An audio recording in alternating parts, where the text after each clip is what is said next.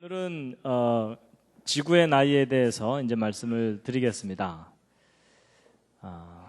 창세기 1장 1절부터 말씀인데 함께 읽으시겠습니다. 시작.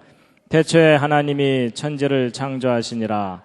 땅이 혼돈하고 공허하며 흑암이 깊음 위에 있고 하나님의 씨는 수면에 운행하시니라. 하나님이 가라사대 빛이 있으라 하심에 빛이 있었고. 예, 오늘 오신 여러분들을 환영합니다. 제가 환영의 뜻으로 꽃을 또 준비했습니다. 예쁘죠? 하여튼 하나님께서 참 기가 막히게 만드셨습니다. 예, 이제 오늘은요, 과학적 연대 측정, 지구의 나이인데요. 미리 말씀드려야 될 것 같습니다. 오늘 좀 어렵습니다. 그래서 너무 무리가 된다 싶으시면 그냥 중간에 주무셔도 괜찮습니다. 지구의 나이에 관한 것인데요. 방사성 동위원소 연대 측정 방법 믿어도 되나 뭐 이런 겁니다. 일단 뭐 저런 어려운 단어가 나오니까 일단 기가 죽으시죠. 예, 큰일 났다 나 문과인데 뭐 이러시면서 신명기 32장에 있는 말씀인데요. 함께 읽으시겠습니다. 시작. 옛날을 기억하라. 역대의 연대를 생각하라. 내 아비에게 물으라. 그가 내게 설명할 것이요 내 어른들에게 물으라. 그들이 내게 이르리로다. 옛날을 기억하고 역대의 연대를 생각하라. 도대체 이 역사가 어떻게 된 건지 생각하라는 겁니다. 아비에게 물어라. 어른들에게 물어라. 그러면 설명해주고 대답해줄 것이다 라고 돼 있죠. 근데 문제는 요즘 어른들에게 이 지구가 얼마나 오래됐어요 이렇게 물어봐도 잘 대답을 못 해줍니다. 왜냐하면 바쁘니까. 그렇죠? 예. 그래서 우리의 삶이 너무 분주하다 보니까 이제 이런 부분에 대해서 우리가 잘 알지 못하고 대답을 못 해줍니다. 근데 성경에는 분명히 대답해 줄 것이라고 돼 있기 때문에 사실 어른들이 대답해 줄 수 있어야 됩니다. 현재 진화론에서는요, 우리가 살고 있는 이 우주가 한 150억 년 이상 됐을 거다 이렇게 얘기합니다. 그리고 우리가 살고 있는 이 지구는 도대체 얼마나 오래된 것이냐 하는 것인데, 여러분 진화론에서는 이 지구가 얼마나 오래됐다고 가르칩니까? 예, 딱 한 학생이 알고 있습니다. 45억 년. 예. 그래서 한 45억 년 됐다 그러는데 진화론에 의하면 지금부터 46억 년 전에 이 지구가 태양으로부터 떨어져 나와서 불덩어리였다가 점점점 식었고, 그 와중에 분자들이 자기들끼리 결합해갖고 생명체가 저절로 생겨났고, 그리고 수억 년 세월 지나는 동안 이 다양한 생명체들이 생겨난 거다라는 겁니다. 그래서 이 지구 나이가 이제 46억 년 됐다 그러는데, 그럼 도대체 그 근거가 뭐냐 이렇게 물어보면 아는 사람들 별로 없습니다. 좀 이제 아는 분들이 방사성 동위원소 연대 측정법에 의해 그렇다 이렇게 얘기를 합니다. 근데 사실 저 방사성 동위원소 연대 측정법 참 이해하기 어려운 그런 내용입니다. 함께 읽으시겠습니다. 여전히 우리를 당황하게 하는 장면인데요. 예, 바로 창세기 1장인데요. 이제 다음 주에는 이제 저걸 읽으실 수 있도록 제가 가르쳐 드릴 겁니다. 예, 기대해 주시고요. 근데 성경을 보면, 여러분 성경 전체 역사를 정리해 보면 도대체 창조된 때가 지금부터 몇 년 전쯤입니까? 여러분 그 성경 역사를 기록된 그대로 정리를 하면 지금 현재 우리가 지금 2006년을 지금 살고 있는데, 2000년 전에 예수님 오셨고요. 그 다음에 예수님보다도 2000년 전에 이스라엘 사람들의 조상이 아브라함입니다. 아브라함은 BC 2000년경 인물이고, 그리고 또 이 아담부터 아브라함, 이삭, 야곱까지는 성경의 족보가 자세하게 나와 있습니다. 그래서 그걸 그대로 정리를 하면은 또 아담부터 아브라함까지가 한 2000년 정도로 정리가 됩니다. 그러면 2000년 하니까 모두 몇 년입니까? 한 6000년 정도로 역사가 정리가 됩니다. 자, 여러분 이 지구가 얼마나 오래됐는가에 대해서 이 학교에서 배우는 진화론에서는 46억 년 됐다 그러고요. 성경에 근거해서 이게 정리하고 계산해 보면 한 6000년 정도다라는 겁니다. 근데 여러분은 저 둘 중에 어느 쪽을 믿으십니까? 그래도 한 45억 년 쪽이 좀 타당할 것 같다 하시는 분. 아니, 분위기상 손 못 들지 마시고요. 예. 아니다. 난 정말 6,000년 됐다고 믿는다. 오, 예, 의외로 용감하시군요. 예, 내려주시기 바랍니다. 사실 요즘 그 6,000년 됐다는 거 믿으면은 사람들이 의아해 합니다. 그렇죠? 저 사람이 과학교육을 안 받았군. 뭐 이러면서. 예. 그랬더니 어떤 분은요, 이쪽도 아닌 것 같고, 이쪽도 아닌 것 같고, 두 개 더해서 나누자. 뭐 이러는 분도 있습니다. 예. 그런데 이제 성경에 보면은 어른들에게 물어보라고 돼 있습니다. 그러면 대답해 줄 거라고. 예. 그래서 이제 우리가 이것에 대해서 좀 우리가 자세하게 알아야 되는데요. 여러분, 겉보기 나이라는 게 있고 실제 나이라는 게 있습니다. 여러분, 사람도요, 겉보기 나이가 있고 실제 나이가 있죠. 그러면서 옆에 있는 분을 쳐다보는 건 실례입니다.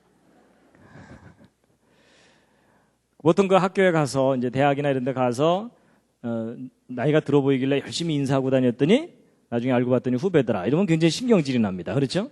예. 그리고 이제, 후배인 줄 알고 막 말을 놨다가 나중에 의도 터지고 뭐 이런 경우 있죠? 예. 근데 사실 이제 우리가 정말 알고 싶은 것은 실제 나이입니다. 겉보기 나이에 속으면 안 됩니다. 지난번에 제가 이제 그랜드 캐년에 대해서 이야기해 드릴 때 이 퇴적층, 세인트 헬렌섬 화산 폭발 때 쌓인 퇴적층인데 이걸 실제로 관찰하지 않았다면 이게 수십만 년 이상 쌓였을 것이다라고 해석될 수밖에 없는 퇴적층인데 실제로 쌓이는데 3일밖에 안 걸렸다 그랬죠. 예. 그래서 겉보기에는 한 몇십만 년 된 것 같아 보이지만 실제로는 3일, 뭐 전체 쌓인 기간은 2년밖에 안 되는 겁니다. 그래서 우리가 겉보기 나이와 실제 나이를 혼동하면 잘못된 결론을 얻게 됩니다. 이 그랜드 캐년도 마찬가지입니다. 이게 이제 진화론에서는 이게 수억 년 세월 동안 만들어진 것이다라고 그렇게 해석하고 설명을 하지만 실제 이제 구체적인 증거들을 지질학적으로 확인해 보면 전 세계적인 대홍수 심판 때 1년 동안에 홍수 기간 동안에 순식간에 저 퇴적층들이 쌓인 거다라는 것에 대해서 지난번에 설명을 드렸었습니다. 그래서 퇴적층이 지구를 휩쓸고 도는 물들에 의해서 그냥 겹겹이 계속 쌓여 올라가서 짧은 시간 내에 쌓인 거기 때문에 겉에서 보기엔 수억 년이지만 실제로는 1년밖에 안 된 쌓이는데 그런 거라는 겁니다. 우리가 이제 어떤 대상들에 대해서 연대를 측정할 때 이게 얼마나 오래된 거냐라는 걸 측정할 때 직접 연대를 측정할 수 있는 게 있는가 하면 직접 측정하지 못하기 때문에 간접적으로 그 연대를 추정하는 수밖에 없는 경우가 있습니다. 그래가지고 이런 나무 같은 것들은 직접 연대를 측정해 볼 수가 있습니다. 뭐가 있기 때문에 그렇죠? 예, 나이테가 있기 때문에 이 나이테를 세면은 이게 몇 년 됐다라는 것을 거의 정확하게 이제 측정할 수가 있습니다. 그래서 이제 이 나이테 숫자를 세보면 이건 400년 된 나무인데요. 1597년부터 1991년까지 한 400년 동안 자란 나무의 나이테이고요. 이건 제가 독일의 그 프랑크푸르트 박물관을 갔을 때 사진 하나 찍어온 건데 이 나무 단면을 이렇게 전시해 놨는데요. 이게 2000년 된 나무라고 합니다. 2002년 된 나무. 그러니까 예수님 당시쯤 심겨졌던 나무다. 이렇게 봐야 되는 거죠. 그래서 이제 이 나이테를 세면은 나무 같은 것들은 직접 연대를 측정해 볼 수가 있습니다. 근데 이런 돌멩이나 이런 것들에는 나이테가 있지를 않거든요. 그러니까 이것은 직접 측정을 못하고 간접적으로 그 연대를 추정하는 수밖에 없습니다. 그랬을 때 이제 이렇게 간접적으로 그 연대를 알아내는 방법에는 상대 연대 추정법이라는 게 있고 절대 연대 측정법이라는 게 있는데요. 이제 상대적인 거란 건 무슨 말이냐면 A가 B보다는 오래됐다. 뭐 이런 식으로 순서만 이렇게 정하는 겁니다. 근데 이제 절대 연대 측정이라는 것은 A가 정확하게 몇 년 됐다. 이걸 알아내는 겁니다. 그래서 이제 이 절대 연대 측정법이라고 널리 알려진 것이 소위 그 방사성 동위원소 연대 측정법입니다. 여러분 그 창조론과 진화론 논쟁을 하다가 가장 안 풀리는 부분이 이 연대 문제입니다. 사람들이 잘 이해 못하고 있고 안 풀리는 부분이. 그래서 사실은 이제 이 강의가 좀 딱딱하고 지루하기 때문에 제가 안 할까 그러다가 또 이 부분에 관심 있는 분들이 있기 때문에 이제 어렵지만 좀 해야 되겠다. 그래서 여러분 오늘의 고비만 잘 넘기시면 다음 주부터는 그래도 좀 낫습니다. 그래서 이제 오늘만 잘 넘겨주시면 감사하겠습니다. 그래서 이 방사성 동위원소 연대 측정법으로 이제 절대 연대라는 걸 측정한다는 건데요. 제가 여기다 물음표를 써놓은 이유가 사실 이 방사성 동위원소 연대 측정법이 어떤 절대적인 연대를 알아낼 수 있는 방법이 아닙니다. 그래서 제가 물음표를 써놨는데요. 어쨌든 이 방사성 동위원소의 대표적인 예가 우라늄, 방사성 탄소 뭐 이런 것들입니다.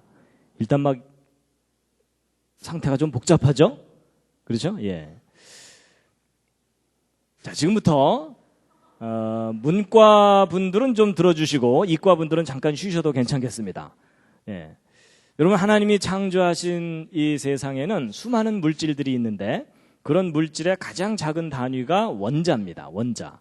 근데 그 원자를 하나님께서 참 다양하게 많이 만들어 놓으셨어요. 우리 골치 아프게. 그래서 저거 외우시느라고 꽤 고생하셨죠? 예, 포기한 분들도 꽤 계시고요. 예, 그런데 그래서 가장 가벼운 수소부터 시작해서 이렇게 무거운 원소들까지 다양하게 있는데, 자, 이제 오늘 연대 측정을 좀 이해를 하시려면 이 기본 지식을 좀 가지셔야 되기 때문에 제가 간단하게 좀 설명을 드리면요. 모든 물질의 기본이 되는 원자는 그 중심 부분에 핵이 있고 전자가 그 주변을 이렇게 돌아다니고 있습니다. 그래서 이제 요 핵에는 양성자와 중성자라는 게 이제 뭉쳐 있거든요. 그래가지고 요 양성자와 중성자의 개수에 따라서 이 원소의 성질이 달라집니다. 이 원자들이.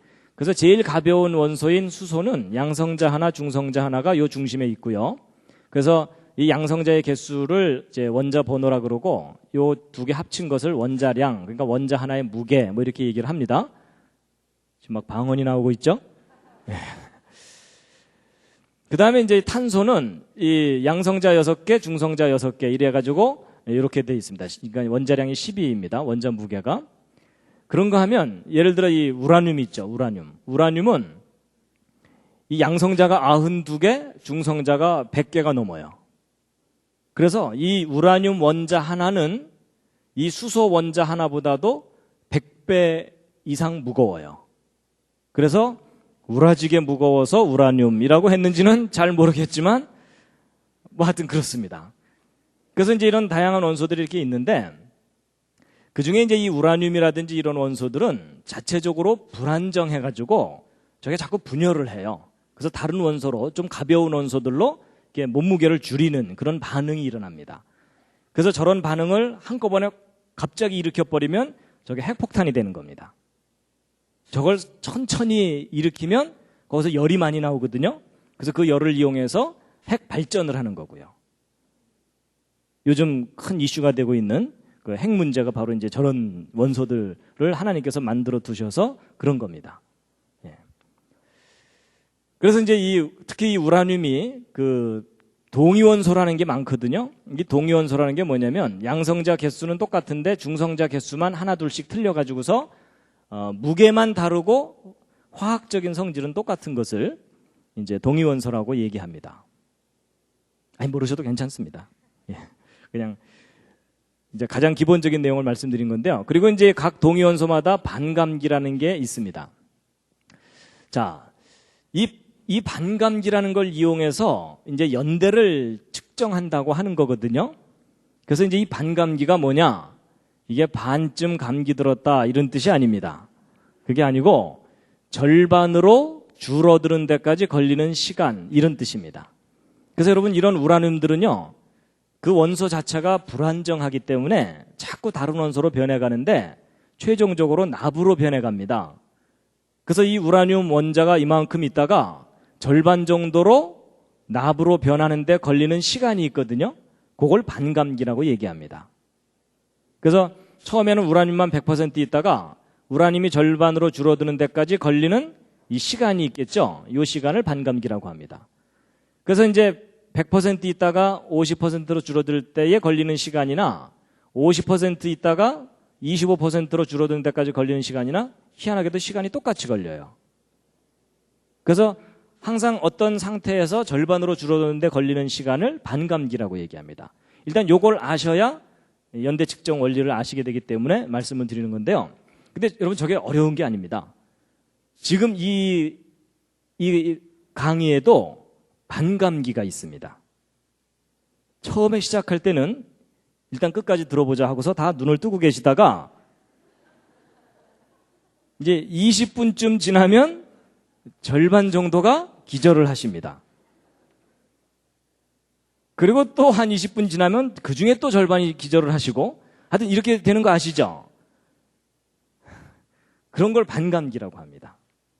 그래서 그럼 이제 보세요. 이걸 알면 이제 별로 어렵지 않은 거가, 예를 들어 처음에 우라늄만 100% 있었는데 지금 현재 4분의 1만 남았다. 4분의 1만 남았다 그러면은 이 반감기를 2번 지나간 거죠. 그렇죠? 그럼 예를 들어 이 우라늄의 반감기가 45억 년이다. 그러면 지금 4분의 1만 남았다면 90억 년이 지나간 겁니다. 시간이. 바로 이제 그런 원리를 이용해서 연대 측정을 하는 건데요. 그래서 이제 항상 절반씩 이런 식으로 줄어들기 때문에 그 반응 생성물인 이 납은요, 이제 반대로 이렇게 늘어나게 됩니다. 그래서 전체 합은 일정하게 되는 이제 그런 반응인데요. 그래가지고 이제 방사성 동위원소 연대 측정법의 가장 기본적인 원리는 이제 요 그림을 이해하시면 되는데요. 이 우라늄은 납으로 변화가는데 절반 정도 변화가는데 걸리는 시간이 45억 년이나 걸립니다. 45년이 아니고요. 45억 년. 그랬더니 어떤 분이 그걸 뭐 직접 측정을 했냐 그러는데, 여러분 인간이 45억 년을 살 수 없기 때문에 저건 직접 측정하는 게 아니고 지금 현재 변하는 속도로 볼 때 45억 년쯤 지나야 절반 정도로 줄어들겠구나. 뭐 이렇게 돼서 이제 하는 겁니다. 그래서 이제 반감기가 45억 년이에요. 그래서 연대 측정의 첫 번째 알아야 되는 것은 반감기를 알아야 됩니다. 그래서 예를 들어 우라늄을 포함하고 있는 어떤 돌이 이렇게 있으면 그 돌 속에 우라늄이 이제 있다면 이제 우라늄의 반감기를 알아내야 되는데 어쨌든 45억 년이고요. 그 다음에 어쨌든 우라늄이 납으로 변해가는 거니까 시간이 지나면 지날수록 납의 비율이 많아지겠죠. 그렇죠? 그러면 이 우라늄과 납의 비율을 측정해보면 이 돌이 얼마나 오래됐는지 알 수 있겠죠? 그래서 두 번째는 이제 비율을 측정을 합니다. 근데 이제 요 두 개만 가지고 나이를 알아낼 수가 없습니다. 이 돌에. 무엇을 알아야 되냐면 맨 처음 상태가 어땠는지를 알아야 됩니다. 그래서 처음에 우라늄만 100% 있었다. 근데 지금 현재 어느 돌 속에 우라늄과 납이 절반씩 있다. 그럼 이 돌은 몇 년 된 거겠습니까? 예, 아주 쉽습니다. 45억 년 된 거다. 이런 뜻입니다. 그래서 지구상에 있는 돌 중에 우라늄을 포함하고 있는 광물 중에 그런 돌 중에 우라늄과 납의 비율이 그러니까 우라늄에 비해서 납의 비율이 가장 많은 돌을 찾아내면 그 돌이 제일 오래된 돌이겠죠. 그래서 이제 그걸 찾아서 분석을 해봤더니 절반 정도가 납이더라. 뭐 이런 상황이라는 겁니다. 그러니까 이 지구는 최대 몇 년 된 거예요? 45억 년. 이렇게 얘기를 하는 겁니다. 알고 보니까 사실은 쉽죠. 그렇죠? 예, 어떤 분이 이제 뒤늦게 이제 이 수요 예배에 왔어요. 왔더니 4분의 1만 눈을 뜨고 듣고 있더라. 그럼 이 강의 시작한 지 몇 분 된 거겠습니까? 20분의 절반씩이니까 40분 지난 거예요. 그렇죠? 그래서 지금 시작한 지 40분 지났구나라고 알게 되는 것과 같은 이치입니다. 쉽죠? 알고 보면 쉬워요. 그래서 이제 이런 방법으로 지구 나이가 45억 년 됐다라고 얘기를 하는 거거든요. 그러면 원리가 참 산뜻하고 믿을만 하잖아요. 그렇죠? 근데 여기서 여러분이 좀 신중하셔야 되는 게 있습니다. 뭐냐? 여러분 이 세 가지 조건을 알게 되면 이제 결국 이 돌이 얼마나 오래됐다는 것을 알게 되는 건데, 잘 보세요. 이 반감기는 측정한 값이기 때문에 이건 큰 문제가 없을 수 있어요. 그렇죠? 그리고 지금 현재 이 돌에 들어있는 우라늄과 납의 비율을 알아내는 것도 분석을 하고 측정을 하니까 알 수 있는 값이에요. 맞죠? 근데 맨 처음에 어떤 상태였는지는 직접 확인할 수가 있나요? 없나요? 없어요. 왜냐하면 돌은 말이 없기 때문에. 그러면 이 처음 상태는 어떻게 정하는 거냐? 믿는 거예요. 왜냐하면 우라늄은 결국 납으로 변해가니까 시간을 거꾸로 돌리면 맨 처음에는 우라늄만 있었을 것이다 라고 믿는 거예요. 그러니까 여러분 이 세 가지 중에서 이 두 가지가 아무리 확실해도 첫 번째 것이 믿어야 되는 거라면 결론도 믿어야 되는 거예요. 그렇죠? 바로 이게 연대 측정의 가장 근본적인 문제예요. 이 처음 상태를 모르면 결론이 안 나오게 돼 있어요. 근데 이 처음 상태는 확인할 수 있는 게 아니고 믿어야 되는 값이다라는 겁니다. 처음 상태를 우라늄만 100% 있었다고 할 수도 있지만 처음부터 우라늄 반, 납 반 있었다고 할 수도 있겠죠. 그렇다면 이 돌은 몇 년 된 거겠어요? 생겨난 지 최근이에요. 그렇죠? 근데 여러분, 이 처음 상태를 과학자들이 알 수 있느냐? 알 수 없습니다. 왜냐하면 이미 지나간 과거이기 때문에 그걸 확인할 수가 없잖아요. 그렇죠? 그러니까 여러분, 과학자들이 일반 사람들한테 지구의 나이에 대해서 정확하게 얘기해 주려면 어떻게 얘기해 주는 것이 옳으냐면, 이 지구의 나이는 처음 상태를 어떻게 정하느냐에 따라서 얼마든지 달라질 수 있다. 그러니까 처음에 우라늄만 100% 있었다면 이 지구 나이에는 최대 45억 년이다. 그러나 처음부터 절반씩 있었다면 이 지구는 생겨난 지 얼마 안 된 것이다. 근데 처음 상태는 직접 확인할 수 없기 때문에 이것은 믿어야 되는 거다.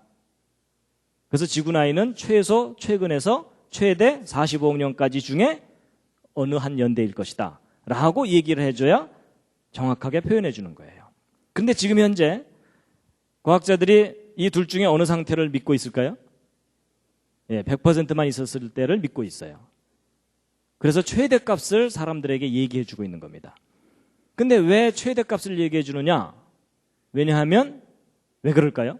진화론에서는 가능한 한 긴 시간이 필요하기 때문에 그렇습니다. 창조론에서는 긴 시간이 필요한가요? 그럴 필요가 없어요. 그렇죠? 그래서 여러분, 진화론은 그 진화론이 사람들에게 설득력 있게 받아들여지려면 굉장히 긴 시간이 필요해요. 그래서 저 다양한 가능성 중에 최대값을 항상 얘기하는 겁니다. 그래서 처음 상태를 모르는 것이 연대 측정의 가장 근본적인 문제점이다라는 것을 이제 말씀을 드렸습니다. 그래서 결국 이거는 좀 논리적인 얘기니까 넘어가고요. 결국 연대 측정은 처음 상태를 모르기 때문에 정확한 값으로 연대를 알아낼 수가 없다는 겁니다. 그러면 이제 어쨌거나 우라늄이 납으로 변해간다면 맨 처음에 우라늄만 100% 있었다고 가정하는 것이 합리적이지 않겠느냐, 그런 생각이 드시죠? 그런데 한 가지 재미있는 단서가 발견됐어요. 뭐냐? 초기 조건이 100% 우라늄이 아닐 가능성이 높다는 거예요. 뭐냐면, 여러분, 제가 아까 우라늄이 납으로 이렇게 변해간다고 말씀을 드렸지만 실제로는 곧바로 납으로 변하는 게 아니라 이렇게 기구한 운명을 거쳐서 납으로 변해갑니다. 조금 이따 시험 보겠습니다. 그려라. 그것도 불 끄고 저는 옆에서 떡을 썰고 그래가지고 이렇게 이제 변해가는데요. 근데 이렇게 변해가는 과정 중에 여기 알파선이라는 게 튀어나옵니다. 근데 이 알파선이 사실은 뭐냐면 헬륨이에요. 헬륨. 그래서 우라늄 원자 하나가 납으로 변할 때까지 알파선이 모두 8개가 나옵니다. 근데 이건 질량 보존의 법칙에 의해서 반드시 나오게 돼 있어요. 그래서 과학자들이 이제 뭘 검증해 봤냐면요. 이제 이 헬륨이, 여러분, 헬륨은 보통 이런 풍선 같은 데다가 이제 헬륨을 집어넣어서 띄우고 그러거든요. 에드벌룬 이런 것들이요. 과학자들이 이제 뭘 계산해 봤냐면, 그러면 우라늄이 붕괴돼서 납이 만들어지는 거라면 헬륨은 계속 그동안 나왔을 거 아닙니까? 그래서 지구가 정말 45억 년 됐다면 45억 년 되는 동안 그동안 빠져나온 헬륨의 양을 계산을 해볼 수가 있겠죠. 그래서 정말 45억 년 된 만큼 헬륨이 방출돼 나왔는지를 검증을 해볼 수가 있어요.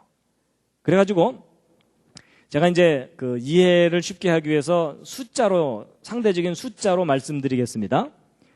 예를 들어 지금 현재 지구상에 우라늄 원자 100만 개, 납 원자 100만 개가 있다고 치자고요.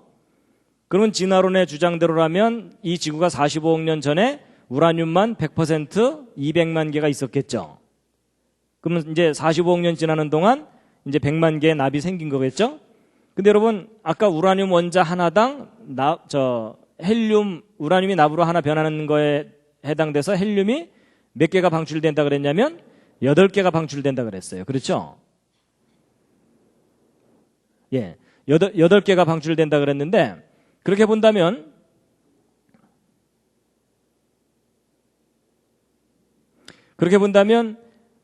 이제 우라늄 100만 개가 줄어들었으니까 헬륨은 몇 개가 방출돼야 되겠습니까? 제가 너무 어려운 부탁을 드렸나요? 몇 개가 방출돼야 되냐면 800만 개가 방출돼야 돼요. 그렇죠? 그럼 이제 정말 지구가 45억 년 된 거라면 이 지구 표면에는 헬륨이 800만 개가 있어야 돼요. 그렇거든요? 근데 여러분 이제 과학자들이 이 지구상에 있는 헬륨의 양을 측정을 해봤어요. 뭐 지구 전체를 다 뒤져갖고 측정했다는 얘기는 아니고 헬륨은 가볍고 골고루 퍼지기 때문에 어느 한 지역에서 농도를 측정하면 지구 전체 값을 크게 오차 없이 측정할 수가 있거든요. 그래서 정말 800만 개가 있는지 측정을 해봤는데 몇 개가 있을 것 같습니까? 지금 지구상에? 몇 개가 있으면 그래도 45억 년 지났다고 믿어주시겠습니까? 여러분은 얼마나 너그러우신가요? 80% 이상은 있어야 된다고 생각하시는 분. 이런 분들은 아주 엄격한 분들입니다. 50% 정도만 있어도 믿어주겠다고 하시는 분. 상당히 너그러우신 분들입니다. 10%나 20%만 있어도 믿어주겠다고 하시는 분들, 무모한 분들입니다. 근데 여러분, 이 800만 개가 지구상에 있어야 되는데 지금 현재 지구상에 몇 개가 있느냐? 8개 있습니다. 8개 있다니까 또 어떤 분들은 미국에 하나 있고 뭐 영국에 하나 있고 뭐 이렇게 있나 이러시는데 뭐 개수로 8개가 아니고 비율로 볼 때 100만 분의 1밖에 없다는 얘기예요. 그럼 지구가 45억 년 된 게 아니란 얘기예요. 45억 년 됐으면 이 800만 개가 있어야 되거든요. 100만 분의 1밖에 없다는 얘기는 100만 개 중에 하나만 납으로 변하는 정도 시간밖에 지나지 않았다는 거예요. 그러면 100만 분의 1만 납으로 변한 시간밖에 지나지 않았다는 얘기는 초기 조건은 오히려 100% 우라늄이 아니라 처음부터 절반씩 있었다고 해야 옳다는 겁니다. 그래서 이 방사성 동위원소 붕괴에 의해서 지구 연대를 주장하는 과학자들한테 이상한 점이 바로 이거예요. 너무 헬륨이 적다는 거예요. 지금 지구상에. 자, 그런데 이제 보세요. 지금 이 물리학자들이 이런 상황을 알까요, 모를까요? 자기 전공인데 알겠죠. 그렇죠? 그러면 저걸 어떻게 해결할까요? 일단 지구 나이가 45억 년 됐고 진화가 일어났다는 것은 변경시키지 않으려고 하기 때문에 저걸 어떻게 설명하느냐? 그동안 방출된 이 800만 개의 헬륨이 지구 바깥으로 그동안 날아갔다. 이렇게 설명을 해요. 근데 네가 봤냐? 이러면 또 할 말은 없어요. 날아갔을 수도 있고 안 나갈 수도 있는데 그럼 이제 이게 정말 날아갈 수 있는지 아닌지를 또 서로 막 계산을 하잖아요. 그럼 양쪽에서 계산을 하는데 여러분 조건을 어떻게 결정하느냐에 따라서 결과가 달라지게 돼요. 근데 그 조건들이 수십 개예요. 결국 무슨 얘기냐면 자기가 어떤 관점을 갖고 바라보느냐에 따라서 결론이 달라질 수가 있다는 얘기죠. 그럼 결국 지구 나이 정확하게 알 수 있다는 거예요? 없다는 거예요? 이 방법으로는 지구 나이를 정확하게 알 수 없다는 거예요. 그러니까 이게 무슨 얘기냐면 일반 사람들은요, 이 과학자들이 무슨 특별한 존재인 것처럼 생각했고 돌멩이 하나 주고서 이거 얼마나 오래됐는지 좀 알아주세요 이러면은 과학자들이 무슨 기계에다가 이렇게 탁 집어넣고 단추 딱 누르면 끼리릭 한 다음에 주인님 몇 년 됐습니다. 뭐 이렇게 나오는 줄 알아요. 근데 그렇지가 않습니다. 실제 그 연구를 시작해서 결론이 나올 때까지 모르는 거 투성이에요. 모르는 거 투성인데 과학자들은 모르는 게 있으면 항상 어떻게 하느냐? 이런 조건이 이렇다면 하고 가정을 하게 돼 있어요. 그래서 가정이 그 과정 중에 하나라도 들어가면 결론은 사실이 아니라 믿는 거예요. 왜냐면 이 가정을 믿어야 이 결론이 나오니까요. 그렇죠? 근데 바로 연대 측정이라는 것도 뭔가 정확한 프로세스에 의해서 정확한 값이 나오는 줄 알지만 이렇게 불확실한 면들이 여기저기에 있다는 겁니다. 그래서 길게 설명드렸지만 결론이 뭐냐? 지구 나이는 방사성 동위원소의 특징으로 정확하게 알 수가 없다는 겁니다.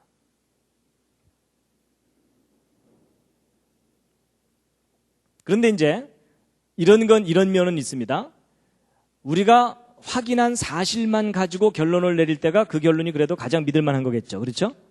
그럼 이제 이 상황에서 사실은 뭐냐면 지금 현재 우라늄 반, 납반이 있다는 것은 사실이에요. 이건 측정값이니까. 그렇죠? 그리고 지금 현재 헬륨이 상당히 적게 있다는 것도 사실이죠. 그러면 이 두 가지 확실한 사실을 가지고 추론을 해보면 맨 처음부터 우라늄과 납이 섞여 있었다라고 보는 것이 오히려 타당한 초기 조건이라는 겁니다. 그래서 이제 말씀을 드렸고요. 잠시 기지개를 한번 쫙 켜시겠습니다.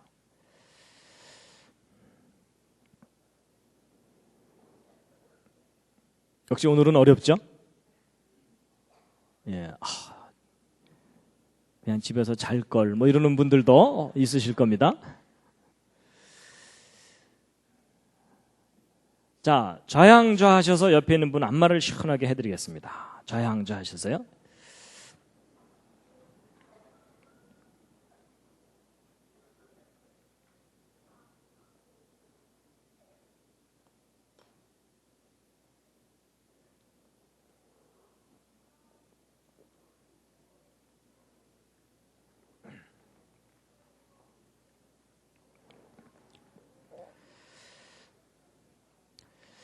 예, 반대로도 해주시겠습니다. 반대로도. 예, 이제 날이 쌀쌀해지니까 옷이 두꺼워져 갖고 먼지만 나죠? 그렇죠? 예.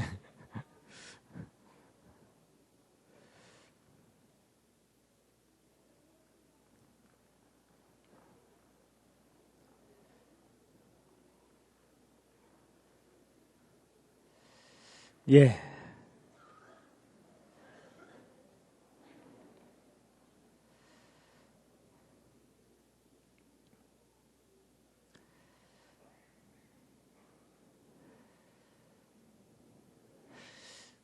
예, 들어오시면서 보셔서 알지만 제가 이 첫 번째 강의를 드디어 DVD로 이제 만들었습니다. 그래서 이렇게 강의한 내용을 그대로 찍은 다음에 자료 화면들을 다 이렇게 집어넣어 가지고 이제 이해하기 쉽게 이렇게 만들었는데 특히 첫 번째 강의는 전도 대상자에게 이렇게 권해드리면 아주 효과가 있습니다. 그래서 널리 좀 많은 분들에게 드려서 이 대한민국 모든 사람들에게 이 내용이 상식이 되는 그날까지 여러분들이 협조를 해주셔야 됩니다. 그래서 이게 상식이 되면요, 이 내용이 상식이 되면 대한민국 기독교 국가 됩니다.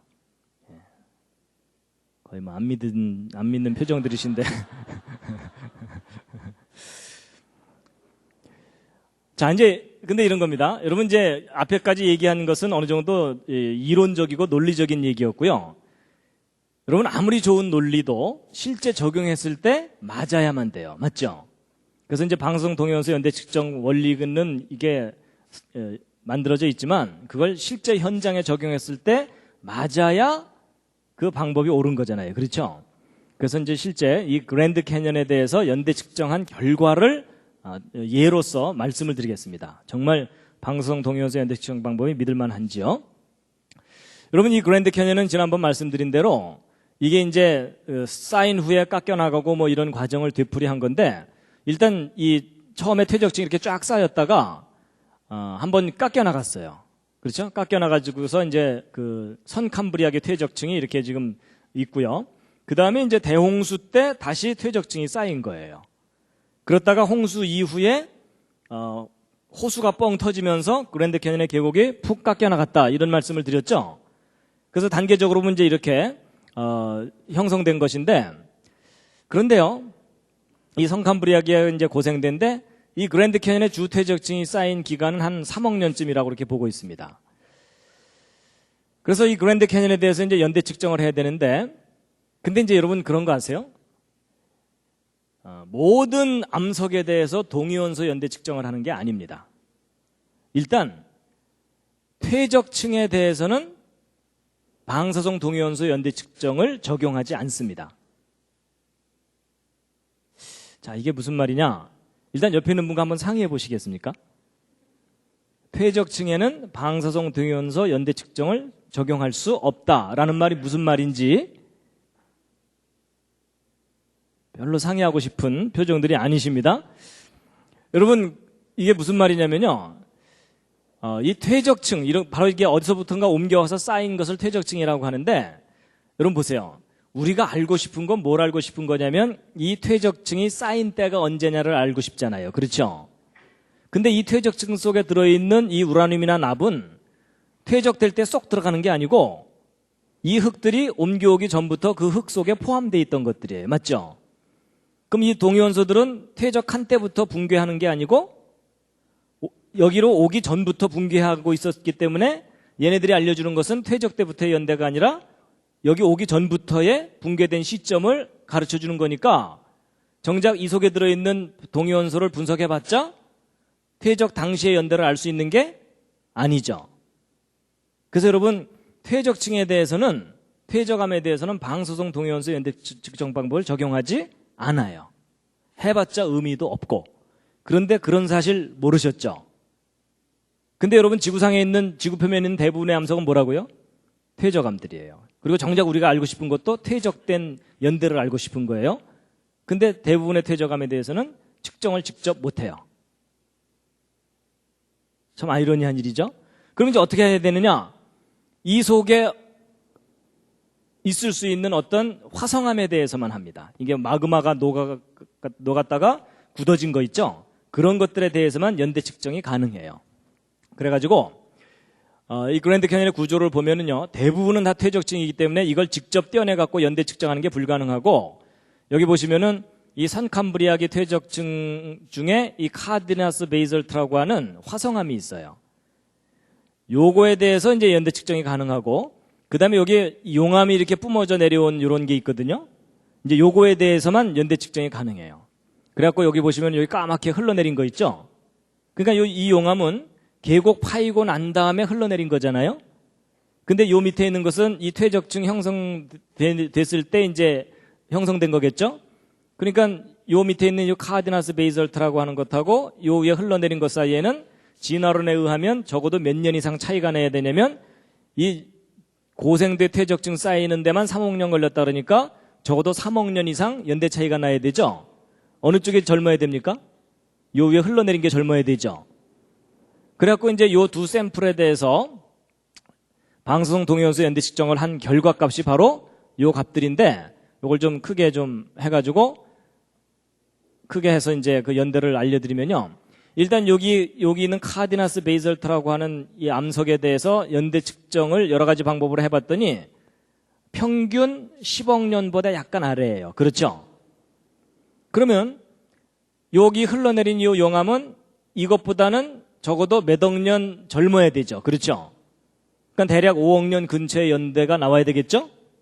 근데 실제 이제 요 샘플에 대해서 기존의 방사성 동위원소 연대 측정 방법을 그대로 적용을 해서 연대를 측정해 봤더니 몇 년이 나오느냐? 평균 10억 년이 넘어요. 이건 너무 이상하죠? 그러니까 손자가 할아버지보다 더 늙은 거예요.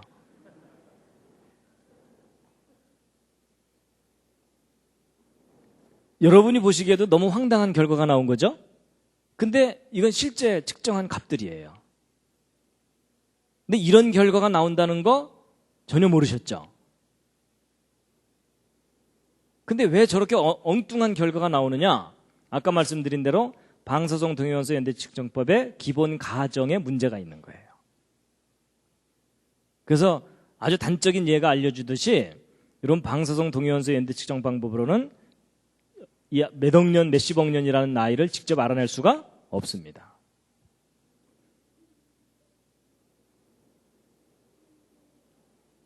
그래서 이제 이 방사성 동위원소 연대 측정으로는 이런 것들을 알 수가 없고요. 그리고 지난번에 말씀드린 대로 이 퇴적층이 대홍수 때 1년 만에 쌓인 거라면 이런 연대들이 의미가 있겠어요, 없겠어요? 사실 아무 의미가 없는 겁니다.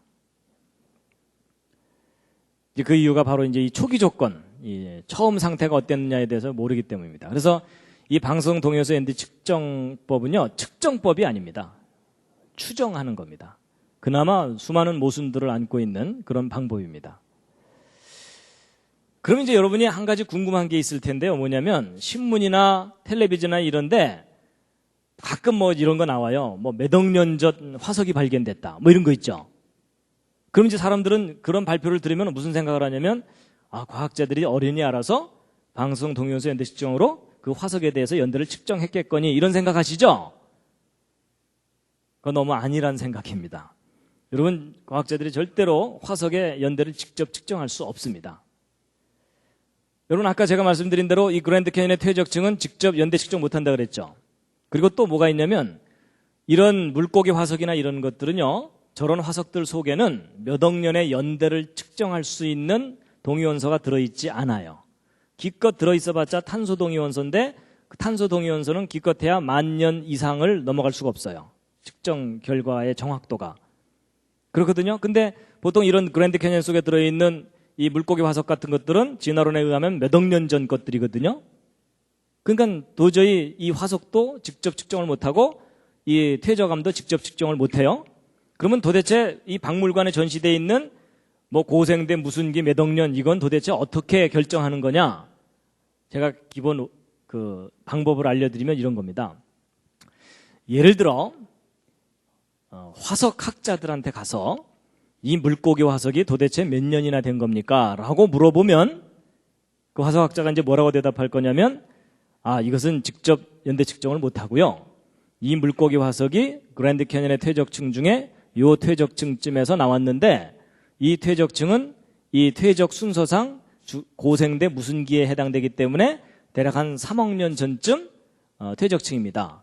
근데 거기서 이 물고기 화석이 나왔으니까 이 물고기는 3억 년쯤 된 거라고 추정하고 있습니다. 이렇게 대답을 해주는 거예요. 그러면 이번에는 이제 이 지질학자한테 가가지고 도대체 이 암석이 몇 년이나 된 겁니까? 라고 물어보면 뭐라고 대답하겠습니까? 여러분, 이 퇴적암에 대해서는 연대 측정을 직접 못한다 그랬죠? 그러니까 직접 하지 못하니까 이 퇴적암 속에서 이 물고기 화석이 나왔는데 이 물고기 화석은 진화의 순서상 고생대 이 어류가 살았던 시대에 존재했었을 생명체니까 지금 한 3억 년 전쯤 생명체로 추정이 됩니다. 근데 요게 여기서 나왔으니까 이 퇴적층은 한 3억 년쯤 된 거라고 보고 있습니다. 이렇게 하는 거예요. 뭐가 앞뒤가 맞는 듯 하면서도 허전하시죠? 여러분, 이걸 뭐라 그러냐면 순환 논리라 그래요. 순환 논리. A는 B에 핑계를 대고 B는 A에 핑계를 대면서 서로가 절대적인 근거를 제시해주지 못하는 경우를 순환 논리라고 하거든요. 근데 바로 화석과 퇴적암에 대한 연대 측정이 이런 방법으로 이루어지고 있어요. 이런다는 사실 모르셨죠? 뭐 어련히 알아서 정확하게 측정했을라고 믿어주셨죠? 믿어주신 게 잘못하신 겁니다. 더 이상 방법이 없어요. 근데 왜 이렇게 하느냐면 이 이상 방법이 없어서 그래요. 그래서 여러분, 그 박물관에 전시되어 있는 그 몇 억 년 있죠? 그게 무슨 실제 역사적인 그 연도가 아니에요. 바로 이런 식으로 진화론에 가정해서 추정을 하는 것들입니다. 그래서 이렇게 매겨놓은 연대들이 진화론을 또 뒷받침해주고 있어요. 그럼 진화론이라는 이론은 저렇게 연대를 매기는 걸 뒷받침해주고 있고, 그게 이게 그 연대 측정 방법입니다. 기존에. 그래서 이런 사실을 우리가 좀 알아야 됩니다. 그래서 여러분, 진화론에서 얘기하는 지구 나이 46억 년 실제 역사적인 시간이 아닙니다. 가상적인 시간입니다.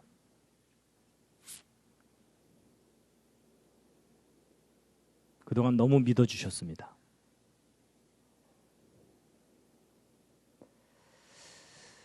자, 그래서 이제 지금까지 말씀드린 건 뭐냐면 지구가 몇십억 년 됐다는 그 주장이 결코 무슨 절대적인 근거가 있는 것이 아니고 수많은 가정들에 의해서 그렇게 추정하는 것일 뿐이다라는 걸 말씀드렸는데요. 그럼 이제 반대로 아까 이 성경을 이렇게 정리해 보면은 한 6,000년 역사가 된다 그랬죠? 그러면 지구가 그렇게 젊다는 무슨 객관적인 증거라도 있느냐? 최근에 과학자들이 이 지구가 젊을 수밖에 없는 구체적인 증거들을 발견하기 시작했어요. 그래서 아주 젊은 지구에 대한 첫 번째 증거가 바로 이 보석들이에요. 일단 하나씩 나눠 가지시죠. 여러분, 성경을 보면 그 계시록에 보면 막 황금 보석이 있는 그 천국에 대한 기록이 나오잖아요. 그렇죠?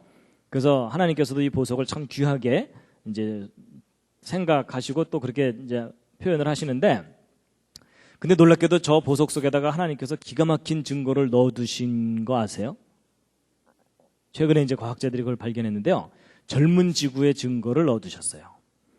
보통 이런 보석들은 진화론에 의하면은 아주 아득한 과거에 막 열과 압력을 받아서 형성된 거다, 이렇게 이제 얘기를 하기 때문에 저런 돌 자체가 아주 오래된 연대를 나타내는 것처럼 사람들이 그렇게 알고 있는데요.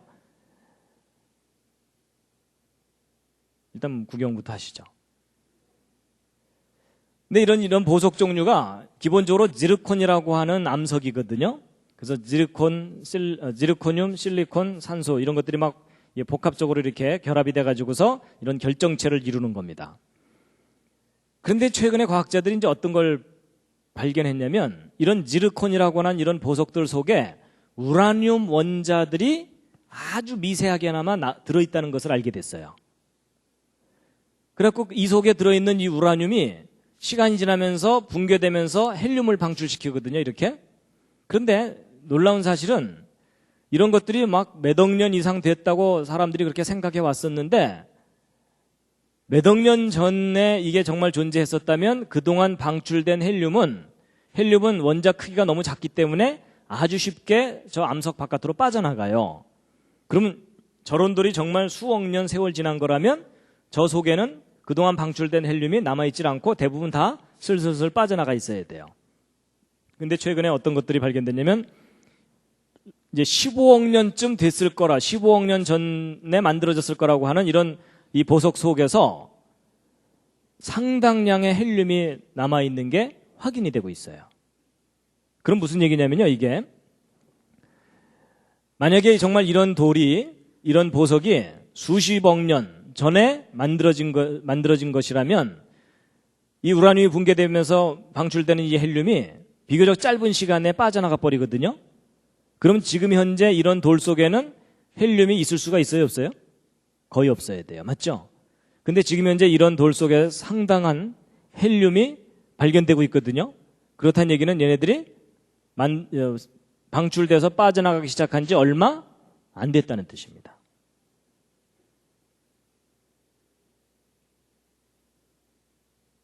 그래서 보통 이런 것들 막 10억 년 됐다 막 이런 식으로 그동안 막 얘기를 했었는데, 절대로 그렇게 오래된 돌이 아니라는 강력한 증거가 발견된 거예요. 그런가 하면 또 다른 증거입니다. 이건 뭐죠? 다이아몬드입니다. 이것도 하나씩 나눠 가지시죠. 이게 다이아몬드 광산이라고 합니다. 다이아몬드 광산인데, 놀랍게도 이 젊은 지구에 대한 또 다른 증거가 다이아몬드예요. 이건 무슨 내용이냐면요, 여러분 이 다이아몬드는 원소가 탄소입니다. 근데 이 탄소, 우리 주변에서 볼 수 있는 그 수검댕이 있죠, 그게 탄소예요, 탄소. 그래갖고 연필심 같은 거가 탄소로 만들어져 있거든요. 이런 흑연이라 그래서. 근데 놀랍게도 다이아몬드도 그 원소가 탄소예요. 근데 이 탄소가 어떻게 배열하느냐에 따라서 아주 싸구려인 흑연도 될 수 있고 가장 비싼 돌 중에 하나인 다이아몬드가 될 수가 있어요. 근데 이제 보통 이런 이 다이아몬드나 흑연 속에는 일반적인 탄소로 이루어져 있거든요. 근데 최근에 과학자들이 이제 뭘 발견했냐면, 이런 다이아몬드 속에 방사성 동위원소 탄소들이 들어있는 걸 발견했어요. 근데 이게 좀 문제가 심각한 거예요. 왜냐하면 여러분, 이 방사성 동위원소 탄소는 아까 말씀드렸던 그 반감기가 5730년밖에 안 되거든요. 그럼 이게 무슨 뜻이냐면, 보세요. 처음에 주먹덩어리만한 게 있었다 하더라도 5000년 후에 반밖에 안 남고, 10,000년 후에는 4분의 1만 남고, 5만 년 후에는 1000분의 1만 남고, 57만 년 후에는 10의 30승분의 1밖에 안 남기 때문에 사실 몇만 년만 지나면 저 방사성 탄소는 없어져 버려요. 그러면 이 다이아몬드가 정말 진화론에서 이야기했듯이 지구 생성 초기에 몇십억 년 전에 만들어진 돌이 맞다면 이 속에는 방사성 탄소가 들어있어야 돼요, 없어야 돼요? 없어야 되죠. 그렇죠? 근데 놀랍게도 상당량의 방사성 탄소가 남아있는 게 발견된 거예요. 이 속에서, 다이아몬드 속에서. 그동안 저런 다이아몬드가 무지 오랜 세월 전에 만들어진 것이라고 생각했었는데 이 다이아몬드가 만들어진 지 얼마 안 됐다는 증거가 발견된 거예요. 조금 전에 말씀드린 그것과 똑같은 원리입니다. 정말 이게 그렇게 오래전에 만들어졌다면 방사성탄소는 다 제로가 돼 있어야 되는데 상당량의 방사성탄소가 남아있거든요. 그렇다는 얘기는 이게 만들어진 지 얼마 안 됐다는 겁니다. 그래서 이게 최근에 발견된 증거들이에요. 그래서 우리가 그동안 굉장히 오래됐을 거라고 생각했던 그런 연대들이 그냥 다 무너져 버리는 그런 증거예요.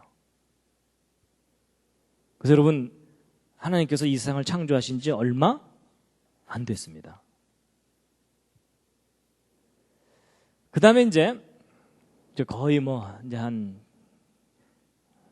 20%만 남아 계십니다. 나머지는 다 이제 기절하셨습니다. 그래도 오늘은 할 수 없습니다. 진도 나가야 됩니다. 다시 한번 살짝 기지개를 켜시죠.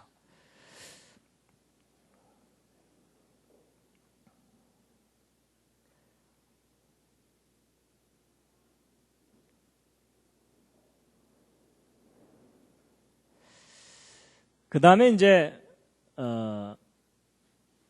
신문 같은 데 이렇게 보거나 텔레비전을 보면은 뭐 구석기 시대 유물이 발견됐는데 탄소 동위원소 연대 측정을 했더니 뭐 몇만 년이더라 이런 거 있죠.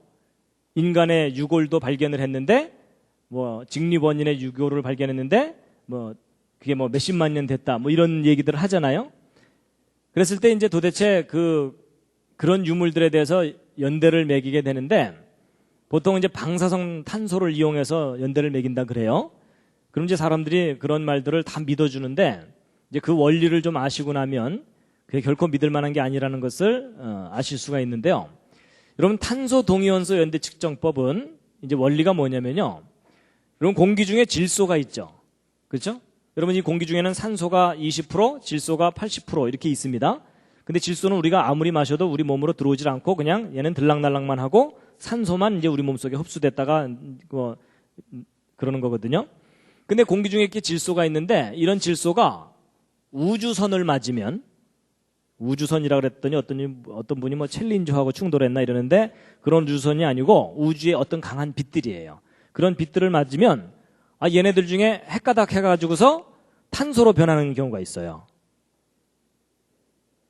그러니까 얘는 출시는 질소인데 화학적인 성질은 탄소예요.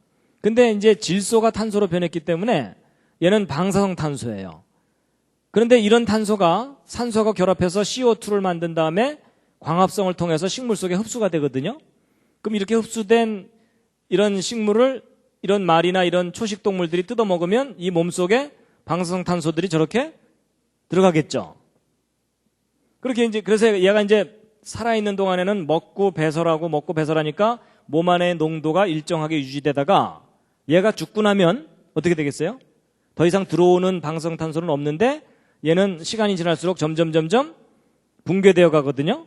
그래서 얘가 죽고 나면은요, 이 속에 들어있던 방사성 탄소가 다시 질소로 되돌아가 버려요. 그래갖고 시간이 지날수록 점점 이렇게 방사성 탄소의 양이 줄어들게 돼 있어요. 그러면 방사성 탄소가 얼마나 줄어들는지를 측정하면 이 뼈가 얼마나 오래됐는지를 알 수 있겠죠. 그래갖고 이제 바로 그런 방법으로 측정을 하는 거예요. 그래서 아까 제가 반감기가 5,000년 정도라 그랬기 때문에 예를 들어 이제 처음에 이런 상태였는데 지금 현재 2개밖에 안 남았다. 그럴 경우는 5,000년 정도가 2번 지난 간 거잖아요. 그래서 이 뼈는 10,000년쯤 된 거다. 이렇게 얘기를 하는 겁니다. 대략 이해가 되시죠? 근데 문제는 우리가 발견하는 건 지금 현재에 발견된 뼈예요, 이게. 근데 얘가 죽을 당시에 탄소 농도는 알 수가 있어요, 없어요? 없어요. 왜냐하면 뼈는 말이 없기 때문에. 그렇죠?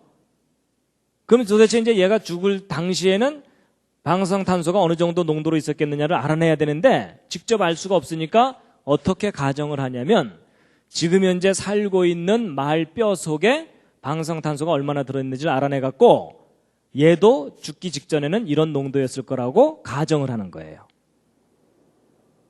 가정을 한다는 얘기는 아까부터 뭐였어요? 믿어야 된다는 얘기라 그랬죠? 그러면 얘가 정말 이 뼈가 죽기 직전에 이런 농도였겠느냐 하는 것을 검증을 좀 해봐야 되는데 어떤 게 있냐면요. 여러분, 지구가 큰 하나의 자석인 거 아시죠? 그래서 북극과 남극이 있어갖고 그 나침반 같은 걸 이렇게 놓으면은 N극은 북극을 가리키고 이러잖아요, 한쪽이. 그래서 지구가 한 큰 자석입니다. 그래서 이 지구가 자석인 것이 이제 자기장이 이렇게 형성되거든요. 근데 이 자기장이요, 지구를 보호해주는 역할을 합니다. 여러분, 태양으로부터 태양풍이라고 하는 아주 강한 전자기파들이 막 폭풍처럼 이게 우주 바깥으로 뿜어져 나가거든요. 근데 이 지구가 이걸 직접 맞으면 이 안에 있는 생명체들이 다 죽을 정도로 치명적인 해를 입어요. 근데 지금 이 자기장이 이것을 저항해갖고 이 태양풍이나 이런 것들을 비껴나가게 하고 있어요. 그래서 이 자기장은 지난번에 제가 노아홍수 때 궁창유의 물이 지구를 보호했다 이런 말씀 드렸죠. 그런 것처럼 이 자기장도 지구를 태양의 강한 살인 광선들로부터 보호해주고 있어요. 근데 문제가 뭐냐면요, 지금 현재 이 지구 자기장이 점점 약해지고 있어요. 이 지구가 점점 보호를 받지 못하고 있게 된다는 뜻이에요. 그래서 이 지구는 지금 망해가는 쪽으로 계속 가고 있습니다. 그래가지고 도대체 이 지구의 자기장이 얼마 만에 절반으로 줄어드는가 그 속도를 쭉 측정을 해봤더니 대략 1400년마다 절반으로 줄어들어요.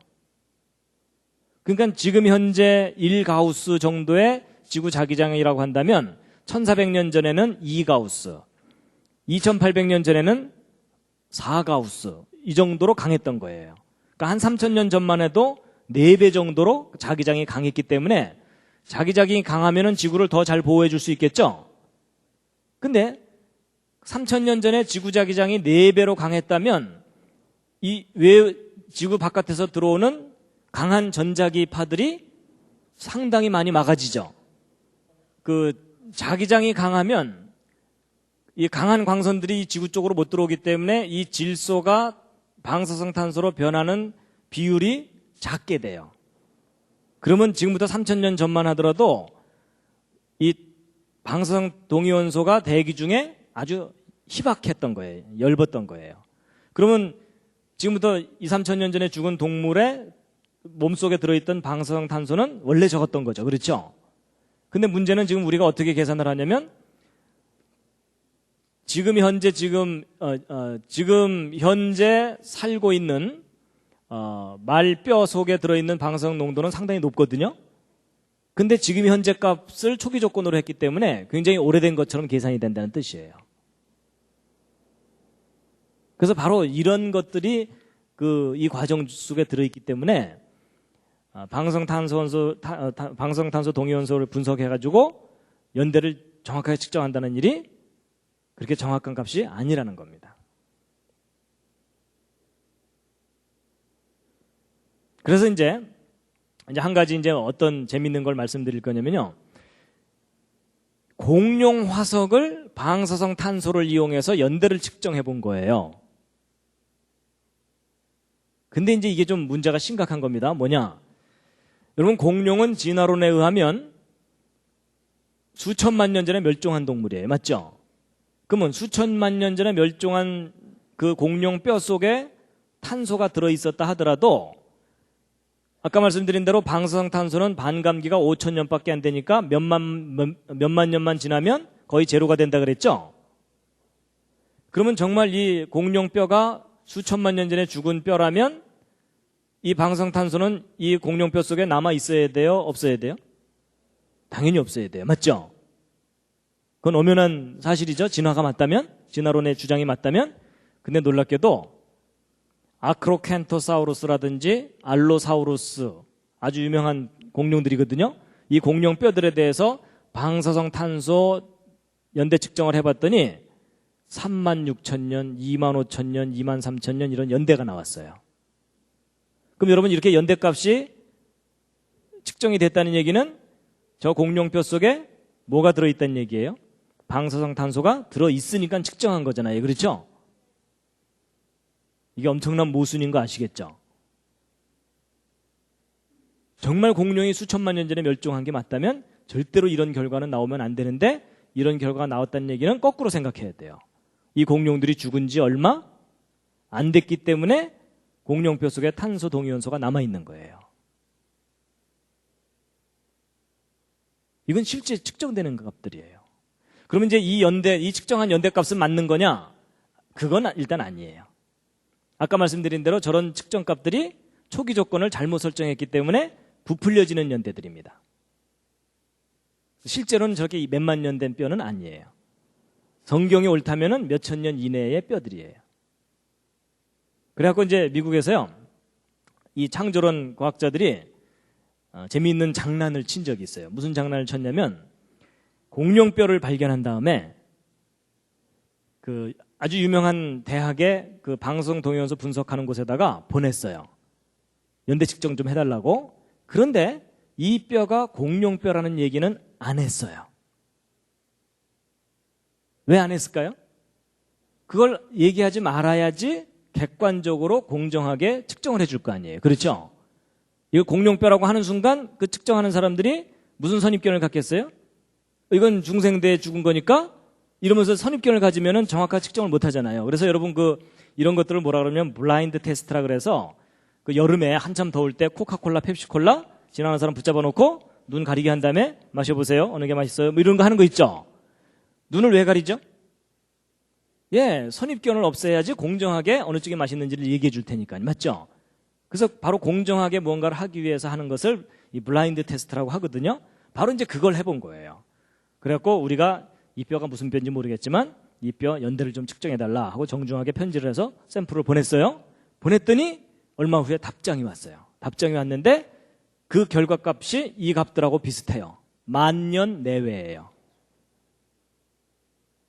그러니까 사실 진화론적인 관점으로 보면 황당한 결과잖아요, 사실.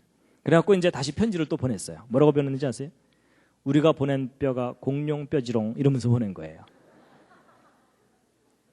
물론 그렇게 얄밉게 표현은 안 했죠. 그렇지만 그냥 하여튼 내용은 우리가 보낸 뼈는 사실 이미 우리가 공룡뼈라고 알고 있는 뼈를 보낸 거다. 그런데 이 10,000년이라는 연대가 나와서 우리 좀 황당하다. 뭐 이런 식으로 다시 편지를 보냈어요. 그랬더니 그쪽에서 무슨 편지가 왔냐면 우리가 지난번에 잘못 측정한 것 같다. 그 샘플 다시 좀 보내달라. 뭐 이렇게 된 거예요. 이게 무슨 상황인지 아시겠죠? 근데 뭐 다시 보낼 이유도 없고 보낼 필요도 없으니까 그거 보내지는 않았어요. 그러니까 여러분 진화론 시나리오가 정말 맞다면 이런 해프닝은 일어나서는 절대 안 된다는 거예요. 근데 실제로 이런 일이 일어나는 것은 진화론 시나리오 자체가 근본적으로 허구적인 것일 뿐만 아니라 이 연대 측정이라는 것도 그렇게 정확한 연대를 우리에게 알려주는 것이 아니다라는 겁니다. 그래서 여러분 보통 그 기사에 나올 때 몇만 년 넘어가는 것 있죠? 하여튼 10,000년 넘어가는 연대는 이게 상당히 부풀려진 거거나 가공된 연대다라는 것을 생각하시면 틀림이 없습니다. 하여튼 오늘 길게 얘기했지만 결론은 그겁니다. 제발 좀 믿지 말아주세요. 그 연대들. 그래서 그 기본적인 그 상황을 모르면 사람들은 결과만 알으려고 하거든요. 그래서 자꾸 매스컴에서 막 이렇게 큰 문자로 막 몇만 년 이러면 사람들은 그것만 받아들입니다. 그 뒤에 배경은 모르고. 그래서 공룡도 죽은 지 얼마 안 됐다는 거예요. 결국 이 진화론 이게 다 근본적으로 이게 소설입니다. 소설. 예. 그 다음에 이제 이 폴로늄 얘기가 있는데 이건 좀 이거 얘기했다 이제 다 기절을 하시기 때문에 예. 이건 나중에 정말 관심 있는 분들에게 말씀드릴 텐데 이 지구가 이제 요점은 이겁니다. 진화론에 의하면 이 지구가 태양으로부터 떨어져 나서 불덩어리였다가 점점점 식으면서 형성되느라고 굉장히 오랜 세월 걸렸다고 하는 거거든요.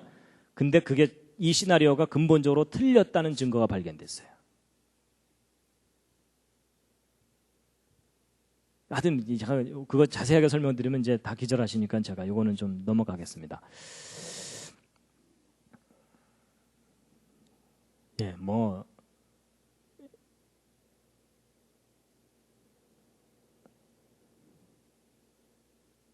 그래서 여러분 이 지구가 그렇게 오래된 별이 아니다라는 것에 대한 증거들이 이런 보석들 속에서 이제 발견되고 있다라는 것을 최근의 뉴스를 이제 말씀드렸고요.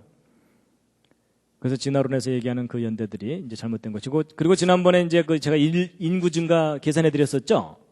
예, 인구 증가라는 것으로 검증을 해보아도 이 지구는 뭐 몇십만 년 이상 됐다는 것도 인류 기원 연대가요. 몇십만 년 이상 됐다는 것도 이제 허구다라는 것을 이제 말씀드린 것도 좀 기억을 해 두시고요.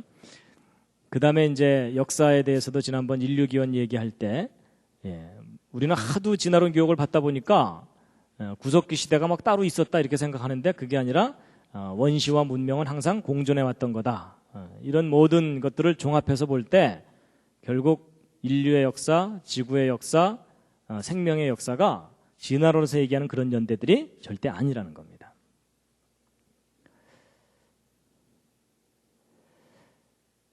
그래서 예전에는 사실 이 성경에 나오는 이 6,000년 역사를 믿는다는 일이 상당히 마음에 부담스러웠어요. 그렇죠? 과학자들이 하도 이러니까. 근데 과학이 발달하고 자세한 발견들이 이루어지면서 이 지구가 창조된 지 정말 얼마 되지 않았구나라는 것을 믿을 만한 증거들이 자꾸 발견되고 있습니다.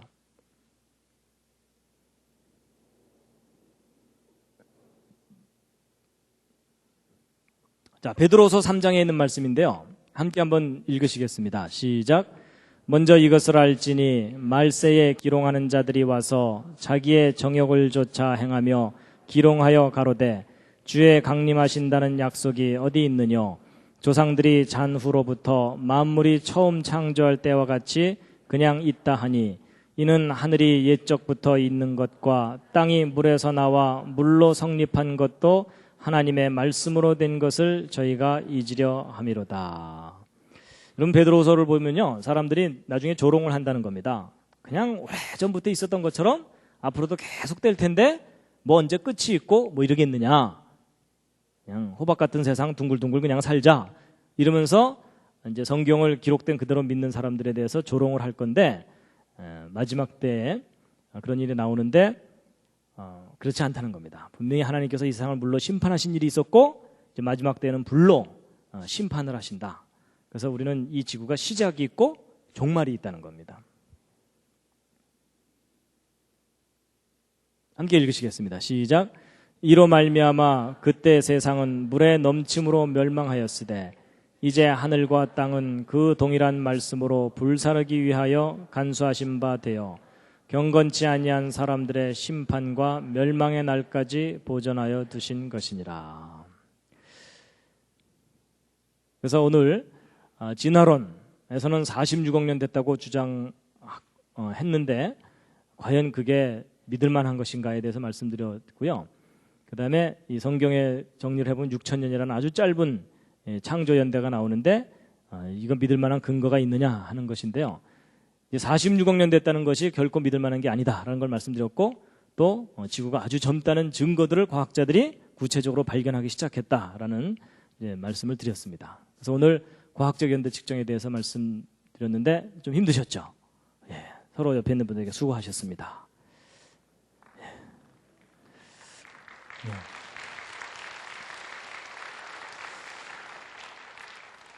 마지막 꽃입니다.